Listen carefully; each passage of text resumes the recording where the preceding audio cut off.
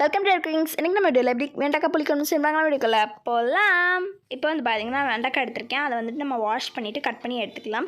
இப்போ வந்து பார்த்திங்கன்னா ஒரு கடாயில் வந்துட்டு நான் சின்ன வெங்காயம்லாம் வந்துட்டு தோல் உரிச்சு சேர்த்துருக்கேன். அது கூட வந்துட்டு நம்ம ஆயில் சேர்த்துக்கலாம். இதெல்லாமே சேர்த்ததுக்கப்புறமா பார்த்திங்கன்னா நம்ம நல்லா வதக்கி விட்டுக்க போகிறோம். இப்போ வந்துட்டு நான் ஒரு 5-6 பல் பூண்டு வந்து நான் வந்து உரிச்சு வச்சுருக்கேன். அதை வந்து இது கூட சேர்த்துக்கலாம்.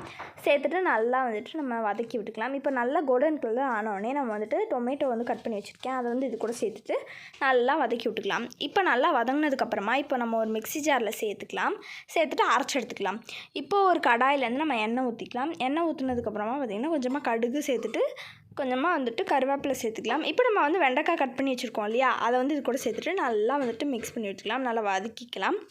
இப்போ வந்து பார்த்திங்கன்னா நம்ம அரைச்சி வச்சுருந்தோம்ல அந்த தக்காளி வெங்காயம், அதை வந்து இது கூட சேர்த்துட்டு இந்த பார்த்திங்கன்னா தேவையான அளவு மிளகாத்தூள் சேர்த்துக்கலாம். சேர்த்துனதுக்கப்புறமா பார்த்திங்கன்னா உங்களுக்கு தேவையான அளவு உப்பு சேர்த்துக்கலாம். அப்புறம் மஞ்சத்தூள் கொஞ்சமாக வந்து கலருக்காக சேர்த்துக்கிறோம். இது சேர்த்ததுக்கப்புறமா பார்த்திங்கன்னா வந்துட்டு கொஞ்சமாக வந்துட்டு மல்லித்தழை வந்து நம்ம சேர்த்துக்க போகிறோம். மல்லித்தூள் வந்து நம்ம சேர்த்துக்க போகிறோம். இதை சேர்த்துனதுக்கப்புறமா வந்து பார்த்திங்கன்னா வந்துட்டு இப்போ வந்து நான் வந்துட்டு புளி இருக்கு இல்லையா, எல்லாருக்குமே புளி தெரியும். அதை வந்து நான் கரைச்சி வச்சுருக்கேன். அதை வந்து இது கூட சேர்த்துக்கலாம். ஏன்னா நம்ம வந்து புளிக்குழம்பு தான் சேர்ப்புறோம். அதுக்கு புளி தான் ரொம்ப மெயினானது. இப்போ வந்து பார்த்திங்கன்னா நல்லா கொதிச்சிட்ருக்கு.